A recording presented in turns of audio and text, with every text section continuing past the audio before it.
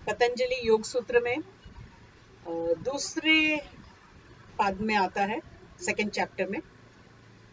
और उसके बारे में महर्षि वेदव्यास ने कहा है कि ये निम्न अधिकारी के लिए है। संस्कृत में 3 शब्द हैं, उत्तम अधिकारी, मध्यम अधिकारी और निम्न अधिकारी। तो जो शुरुआत कर रहे हैं, जिनका कंसंट्रेशन बहुत ही ऐसा चंचलता वाला है कि कंसंट्रेशन कभी कभी कभार थोड़ा सा लग जाता है, ऐसा जिसका कंसंट्रेशन है, उसको अष्टांग योग से योग की शुरुआत करनी चाहिए। यानी कि टोटल नॉविसेस जिसको कहेंगे अपन, उनके लिए हुआ। अब उसके लिए 8 जो चरण बताए हैं, उनके नाम है यम, नियम, आसन, प्राणायाम, प्रत्याहार, धारणा, ध्यान और समाधि। अब इनमें से जो पहले 5 हैं, उनको बहिरंग योग भी बोलते हैं, क्योंकि उसके अंदर जो भी कुछ हम करते हैं वो बाहर दिखाई देता है, बाहर से कुछ करने का होता है और उसका परिणाम थोड़ा सा बाहर की तरफ नजर आता है। बाहर यानी अपनी बॉडी भी बाहर है, ठीक है। और बाकी के जो 3 हैं, धारणा, ध्यान, समाधि, आखिरी 3 जो है उसको अंतरंग योग बोलते हैं। कई बार जो बहिरंग योग की जो 5वीं सीढ़ी है, प्रत्याहार जिसको कहते हैं, उसको कई लोग बहिरंग योग और अंतरंग योग के बीच का मानते हैं। तो वो लोग कहेंगे कि बाहर बहिरंग योग 4 सीढ़ियां हैं और अंतरंग योग 3 है, जो 5वां है वो ट्रांजिशन है। लेकिन ट्रांजिशन भी कहो तो वो बाहर से ही अंदर गया जाता है ना, इसलिए उसको बहिरंग योग में ही गिना जाता है, तो बाहर का कुछ करने का। इनमें भी हम इनको 2 के जोड़ों में आज की टर्मिनोलॉजी में, आज की भाषा के अंदर समझने के लिए बोल सकते हैं, क्योंकि जैसे पहले 2 हैं यम और नियम, ये 2 हैं इमोशनल बैलेंस के लिए, भावनात्मक संतुलन के लिए। हम भावुक जीव हैं, हमारा सारा जीवन भावनाओं में बीतता रहता है। हम हर समय बहुत सारे डिसीजंस भी जो होते हैं वो भावुक होकर ही ले लेते हैं। भले सारी जानकारी है, लेकिन भावना प्रधान व्यक्ति हैं हम। तो इन भावनाओं को सही ढंग से संतुलित रखकर उसको सही दिशा देने का काम करता है पहले 2 चरण, यम और नियम। उसके बाद में शारीरिक संतुलन आता है, वो है आसन और प्राणायाम। तो आसन से जो हमारे मसल्स हैं, ऑर्गन्स हैं, इन सब का संतुलन बनता है। और जो प्राणायाम है, जो हमारे इन सब चीजों की जो कार्य शक्ति है, फंक्शनैलिटी है, उसके जो प्राण है, उसके अंदर जो एनर्जी है, ये शरीर से संबंधित है। तो शारीरिक संतुलन आसन और प्राणायाम से बनता है। फिर उसके बाद आता है प्रत्याहार और धारणा। प्रत्याहार और धारणा जो हमारे मन की जो शक्ति है उसको संतुलित करता है, कि बहिर्मुखी जो हमारा मन है उसको अंतर्मुखी करने के लिए बाहर की ही चीजों के ऊपर ध्यान लगा के मन को अंदर की तरफ ले जाने की प्रक्रिया है। तो प्रत्याहार तो अपने आप में ही इसी काम का है, और धारणा में भी हम कोई ना कोई बाहरी वस्तु को भी लेकर लेकिन ध्यान लगाते हैं, तो वो ध्यान बिल्कुल अंतर्मुखी होता है। तो धारणा और ध्यान हुए। और आखिरी 2 जो हैं ध्यान और समाधि, ये बिल्कुल अंदर की ही बात है। और इसके अंदर जो योग का जो प्रमुख है चीज, समाधि, ध्यान लगाना, और इतना ध्यान लगाना कि उस किसी भी चीज की पूरी पूरी जानकारी हासिल हो जाए, वो होता है ध्यान और समाधि में। अक्सर ये देखा गया है कि लोग योग के नाम पर, जिसको वो योग कहते हैं, वो या तो ध्यान है या फिर आसन प्राणायाम है। अन्य अंग जो हैं उनके ऊपर कम जोर दिया जाता है, क्योंकि कलयुग के अंदर हर एक चीज पॉपुलैरिटी के ऊपर चलती है। तो पॉपुलैरिटी इन चीजों के अंदर कुछ दिखाई देती है। ध्यान लगाने वाला भी जैसे आंख बंद करके ऐसे जरा महावीर और बुद्ध की तरह बैठा होता है, तो लोगों को लगता है हाँ ये कुछ बड़ा काम कर रहा है, तो उसको योग कह लेते हैं। और आसन करने में तो बाकायदा दिखाई देता है ना, जैसे वो सर्कस वाले करतब दिखाते हैं, वैसे आसनों वाले करने लगे हैं। और प्राणायाम में भी जरा थोड़ा एनर्जी जाती है, आती है, पावरफुल लगता है, और थोड़ी कुछ शक्ति आ जाती है, तो वो दिखाई देती है।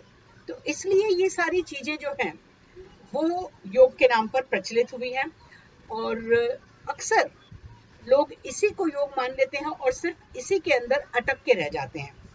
अटक के मैं इसलिए कह रही हूं क्योंकि इनको करते करते पतंजलि का क्या उद्देश्य था कि उसने ये नहीं कहा है कि तुम लगातार उन्होंने तो 8 अंग कहे हैं, ये नहीं कहा है कि ये 8 सीढ़ियां हैं। वो इसलिए क्योंकि वो साधक को पूरा पूरा अपने आप को जानने का मौका देना चाहते हैं कि तुम कहीं से भी शुरू करो, लेकिन यदि तुम्हारी उद्देश्य बिल्कुल सही है कि हाँ मुझे पर्सनल ग्रोथ करना ही है, मुझे एकाग्र चित्त बनना ही है, यदि तुम्हारा उद्देश्य यही है तो तुम कहीं से भी शुरू करो, किसी भी लिंब से शुरुआत कर लो, तुम्हें मालूम पड़ जाएगा कि तुम्हारी एबिलिटी कितनी है। क्योंकि उन्होंने हर एक अंग के लिए उसको सही ढंग से यदि तुमने किया है तो उसके परिणाम स्वरूप तुम्हारे ऊपर क्या परिवर्तन होगा या तुम्हारे वातावरण में तुम्हारा क्या प्रभाव होगा, ये उन्होंने बताया है। तो यदि वो परिणाम तुम्हें नहीं मिल रहा है, तुम बिल्कुल सच्चाई के साथ कर रहे हो अपनी एबिलिटी के अनुसार, लेकिन यदि वो परिणाम नहीं मिल रहा है तो वेरी ऑब्वियसली तुम ये देखोगे कि अच्छा क्या कुछ और करना बाकी है जो मैंने नहीं किया है, तो मुझे ये परिणाम मिले इसका।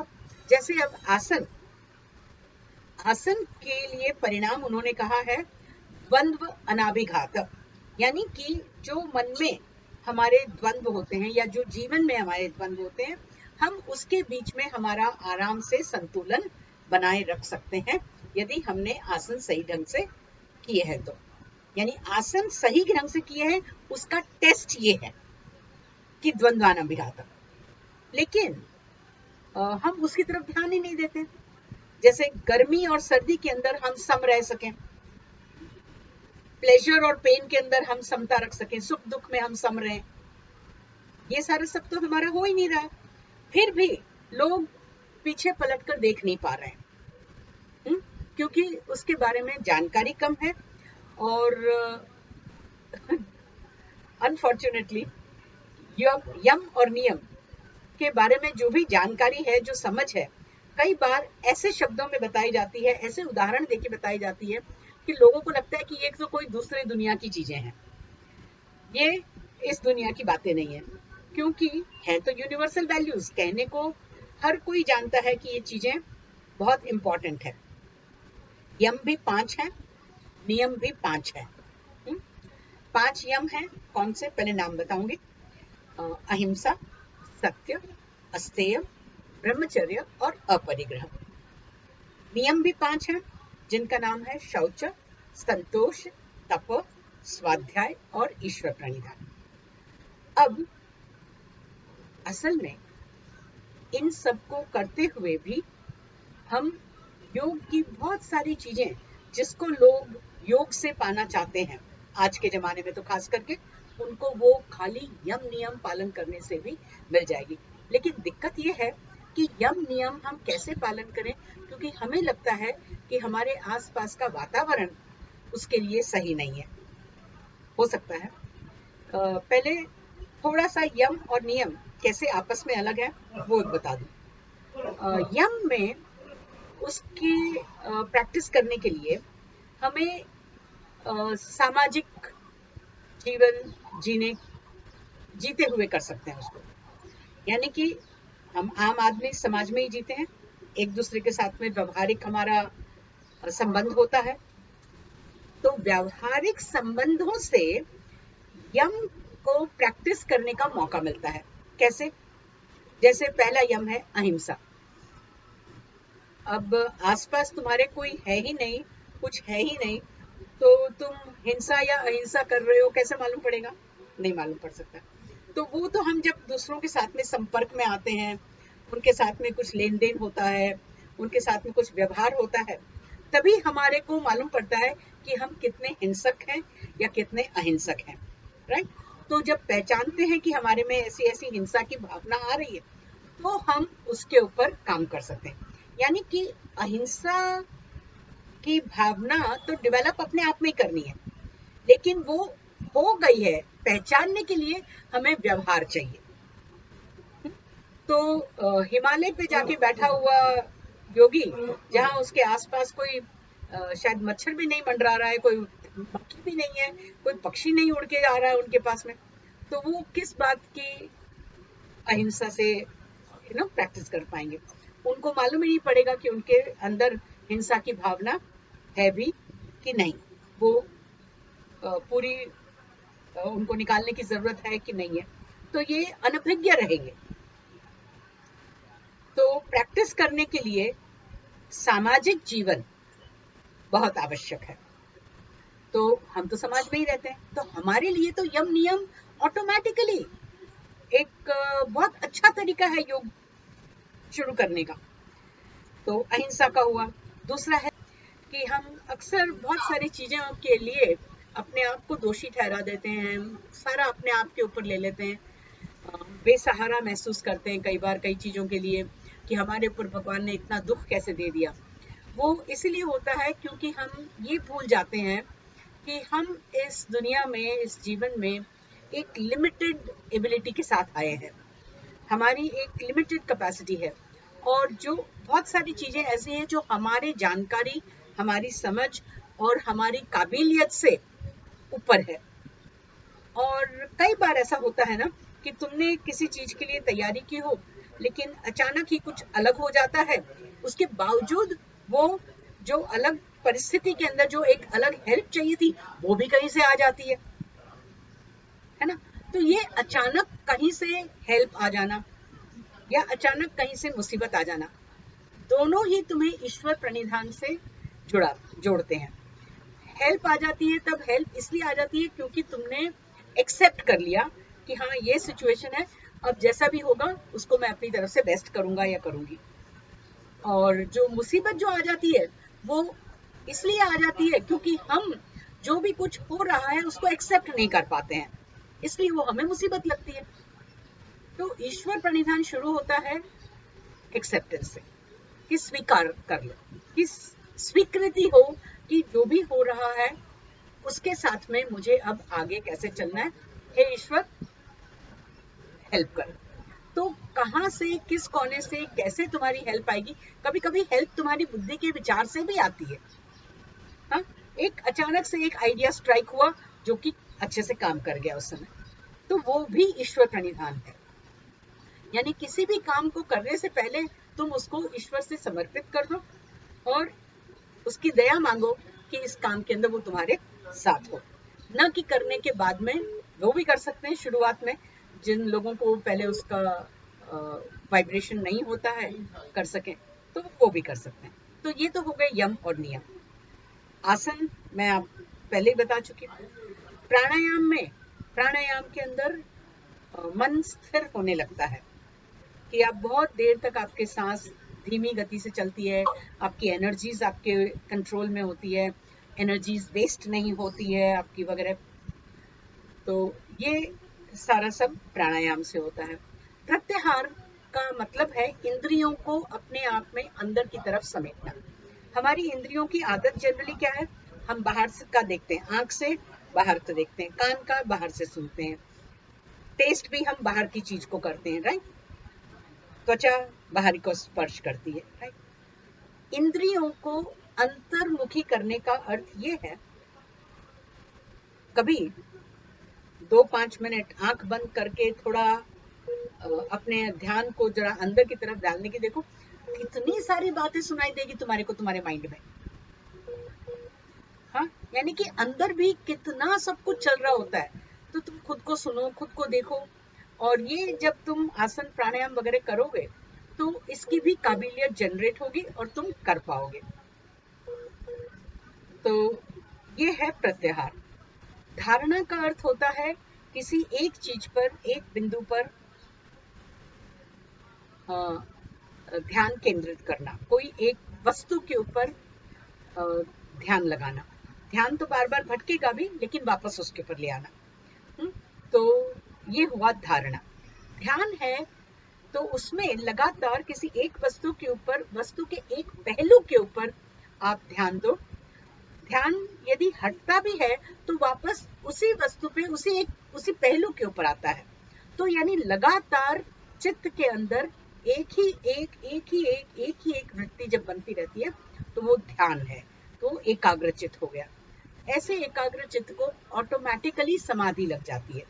यानी कि धारणा यदि करने लगो तो धारणा जब कंटिन्यूअस होती है, जैसे पानी की धारा और तेल धारा, तो पानी की धारा करते करते वो तेल धारा जैसी बन जाती है, लगातार बहती है, वो एकाग्रचित हो जाता है। और जब एकाग्रचित आदमी हो जाता है तो समाधि लग जाती है, यानी कि उसको जिस भी चीज के ऊपर वो एकाग्र है उसका पूरा पूरा ज्ञान हो जाता है। ये एक अलग ही प्रकार का ज्ञान है। इसका ज्ञान, ये जो ज्ञान है उसको हम बाहर के इस अपने ज्ञान से तुलना नहीं कर सकते। जब वो ज्ञान होता है तब समझ में आता है कि बाहरी दुनिया का जो ज्ञान है वो अविद्या है, वो रॉन्ग नॉलेज है। और ये जो ज्ञान है वो सत्य में सत्य रूप है, सात्विक है और पूर्ण ज्ञान है, कंप्लीट नॉलेज होता है, और वही सही मायने में